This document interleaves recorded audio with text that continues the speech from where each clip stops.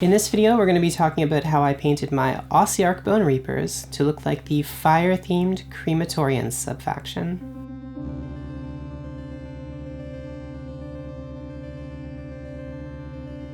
In a previous video, I showed you how I plan color schemes in MS Paint.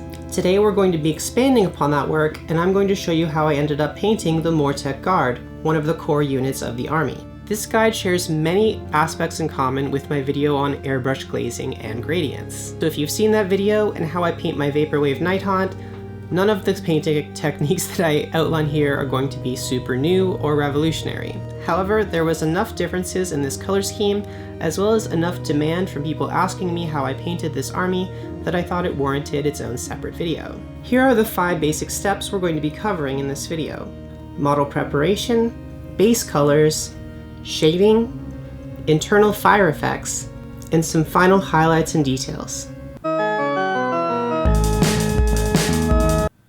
To start, we're going to want to fully assemble the models, with the exception of just attaching the shields with some blue tack temporarily. This is going to make the shields and the models a lot easier to paint later. We aren't going to cover the assembly process in this video.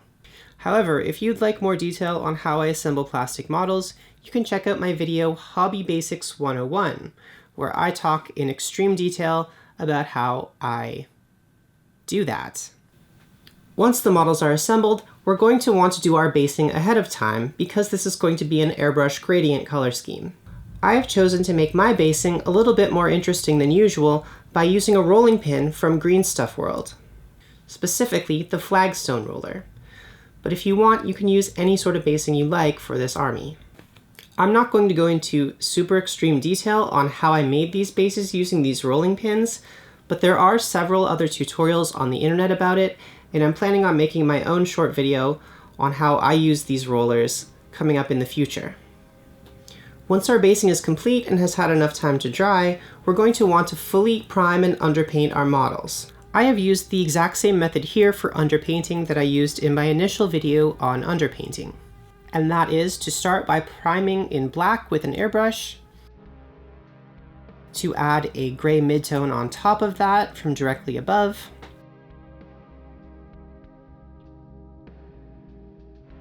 to add a white spray on top of that,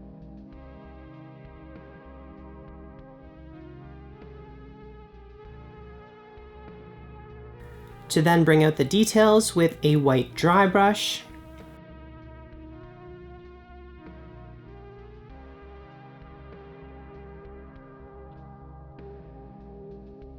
to bring out the shadows with a selective wash of Nuln Oil,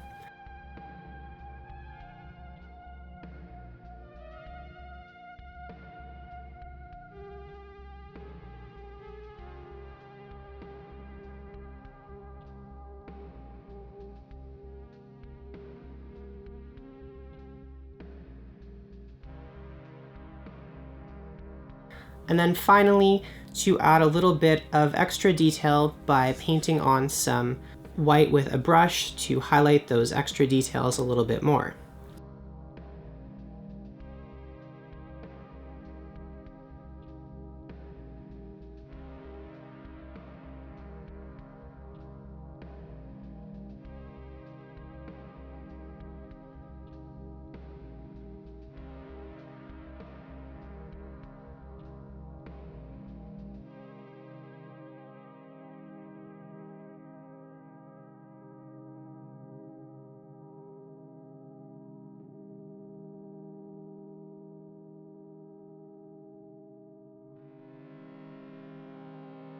I changed up the details of my underpainting just a little bit from that video with the following 2 exceptions. I used white acrylic ink instead of pale sand for my final white spray highlight. This has actually become my new default because it doesn't have to be thinned, and I find it applies a lot easier than a pale sand. And then I also used that same white ink to highlight the crevices on the base by hand with a brush. So just to make it look like there's some bright lights coming up from between the cracks on all of the flagstones.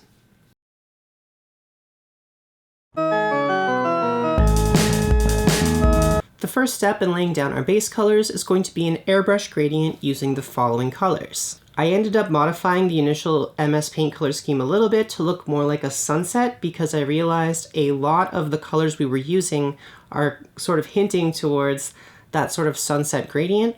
So I just decided to go all in, and after experimenting, I just ended up liking this a lot better than a color scheme without a gradient. To begin, we're going to start our airbrush gradient with Rowney Process Yellow ink.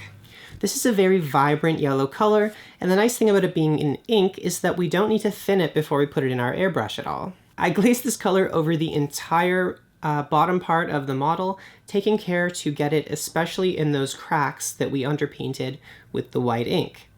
Our goal here, once again, is to make it look like the flagstones are kind of glowing and that there's some light coming up from between the cracks of the flagstone, much like it's going to eventually look like there's light coming out from the cracks in the Crematorians themselves. After that's done, we're going to thin down some Vallejo model color red orange to a 1-to-1 mixture between airbrush thinner and paint, and run it over the same areas of the model that we covered with the yellow ink, but just a little bit more lightly. Our goal here isn't to fully erase the yellow, but instead to leave parts of it fully yellow, glaze some other parts into a more golden yellow, and to have some parts be fully orange. One way to achieve this is to shoot paint perpendicular to the base to create an orange on the base rim, but leaving yellow in the cracks. You might need to experiment a little bit in order to fully understand what I'm talking about here. Just make sure you're always spraying perpendicular or upwards and never down on the base with your orange, and you should be on the right track. On creatures in the army like the Soul Reaper, we might leave a little bit more of the yellow visible and have more of a gradual gradient with the orange. Once that step is done, we're going to thin down some Vallejo model color Vermillion, again to about a 1-to-1 mixture between thinner and paint, and spray it onto the entire midsection of the model, overlapping with the orange and a little bit with the yellow. Once again, we don't want to be spraying down on the model with this red paint. We always want to be spraying straight on or a little bit upwards so that we're not erasing any of the yellow, and we're emphasizing this idea that there is light glowing up from between the cracks in the flagstones. Spraying downwards is going to ruin this effect. Don't do that. After that's done, we're going to use a very thin glaze of Vallejo Royal Purple, which is the same color we used for our Nighthaunt Purple, and we are going to thin it down to about 5 parts thinner to 1 part paint, and we're going to spray that just very lightly onto the top sections of the model. My goal with using Royal Purple in both of the armies is to tie them both together thematically, showing that both of them are created by Gravesand, which is the magical stuff of the Realm of Death in the Warhammer universe, which is said to be a purple tone in color. We want to be very, very gentle with this process, just sort of kissing the top of the model with our purple paint. The goal here is to create sort of a pale purple tone and not overwhelming the model with purple. We are then going to cover the entire rim of the base with this purple color, being careful not to get any purple onto the base itself and just onto the rim. Once again, by pointing our airbrush slightly downwards, we can create this effect without any of the paint spilling up onto the rest of the base. Finally, we're going to be using a very thin glaze, about a 5 parts thinner to 1 part paint, of Vallejo model color Blue-Green, which is one of my favorite colors, to the point where I think I'm using it on all of my armies right now. And we're going to use this to paint the very tops of all the models, both to highlight the purple and sort of give the purple a bit of a cooler tone, as well as to paint all of the spears and other weapons in the army. Again, I must emphasize to keep this effect very, very subtle with your airbrush. You're going to want to just kiss the tops of the models, giving a little bit of this blue tint, because if we go overboard, then it'll look like you went overboard.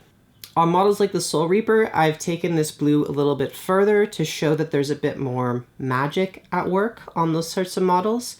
So on that model, I have a whole bunch of this color of blue, and I have some of it even bouncing off onto the face of the model. So just, you can add a little bit as like a bounce shadow.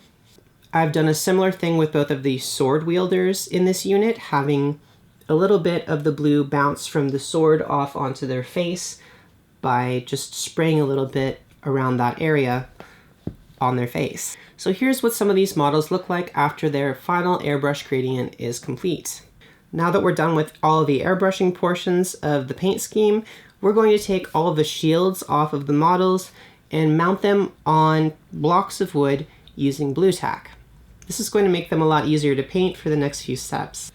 For our final base coat color, we're going to use Vallejo Dark Sands, not Vallejo Pale Sand, to base coat all of the parts that are going to be raw bone, which is basically any of the bones that are not colored red or purple, and also all of the colors that are eventually going to be gems or gold colored. To start, we're going to mix a 1-to-1 ratio of Vallejo Dark Sand and Vallejo Glaze Medium on our wet palette.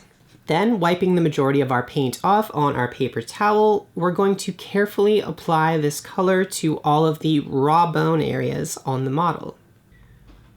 You can see here I'm starting with the shield, and I'm going to paint all of the parts of the top bone crest on the shield, which I thought looks like a nice trim.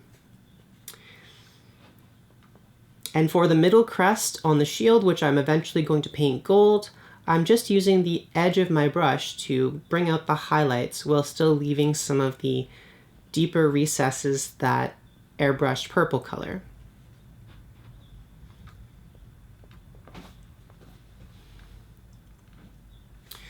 This may take 2 to 3 coats in several places to get a bright enough color that we're looking for.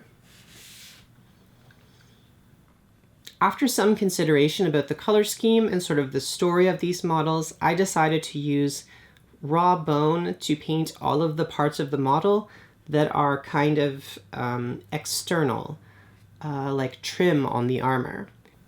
The effect that I wanted to convey was that parts of the construct are kind of like living constructs. So those parts are purple or red, and then the parts that are just the raw bone are kind of like things they've put onto the armor as external trim and aren't really a part of their bodies. Moving on, we're going to be painting the trim on the pauldrons in a similar manner, using the side of our brush when we can to just catch the raised areas. We will then paint the raised portions of the chest armor as well as the chest gem.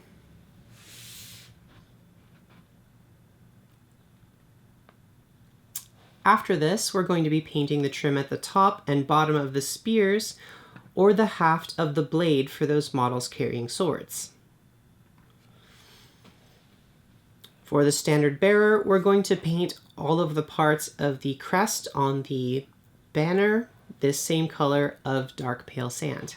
Or dark sand, sorry, not dark pale sand. We can also paint parts of the top of the banner decoration with this dark sand color, but I've also left a little bit of blue on the top parts to indicate that there's some sort of blue light shining down on the model. For the captain of the unit, there are a number of additional areas on the helmet and sword that I picked out in this color to show that they have more ornamentation than just a standard guard unit. Once we're done painting all of these raw bone areas to our satisfaction, we can move on to the next step, which is shading. For shading most of the main areas on this model, we're going to use a selective shade of Citadel Shades Druchii Violet. We're going to use it to deepen the shadows along all of the armor plates on the model, and again, just be careful not to spread it over the entire model, and try to get it selectively in just those deepest crevices to really help the model pop. If you do accidentally put too much on the model, Simply remove all of the paint from your brush using your water glass, and then using your empty wet brush, you can blend it or remove the shade from the model. The only areas on the model that we're going to completely cover with this shade instead of selectively shading are the wraps on the weapons, like the spears. The reason for this is that I wanted it to look like a slightly darker color than the rest of the model to help it stand out a little bit and not just be completely monotonous in tone to the rest of the model. For our next step, we're going to shade all of the raw bone areas on the model with Agrax Earthshade. Unlike the previous step, we're going to completely cover these areas with Agrax Earthshade. I find that a simple application of this over the dark sand makes it really look like a natural bone color. When your shading is complete, we can move on to the next step, which is going to be the most difficult step in this entire process, the internal fire glow. As we already mentioned in our video on making the color scheme for this army, we want it to look like there is fire inside of these models that is just bursting out through the cracks. It took me several tries to come up with a way to do this that didn't take too much time and also looked pretty good. I knew that I was going to be painting a lot of these Mortek Guard, both because I'm giving them away on my Patreon, and also because I wanted to build up my own large army, and you need quite a few of these, so I wanted to create a scheme that looked good, but was also fairly quick to do. So I've developed what I think is a pretty good 3-step process for this internal fire glow effect. The first step, which we've already done, is to shade all of the cracks of the model that we want to eventually glow. The second stage is we want to apply a point of light within this deep shadow. And the third step is we're going to apply a wash, which is going to shade the entire area, making the point of light look like it is fiery, and then making it also look like the light is spreading over the area around the crack. So now let's zoom in on these steps with more detail. Step 1, which we've already completed, is to shade those cracks as deep as we can. So we can move straight to the second step of the process, which is going to be the points of light.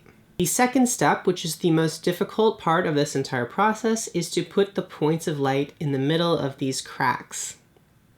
What you're going to want is a brush with a very fine point. It doesn't necessarily have to be a small brush.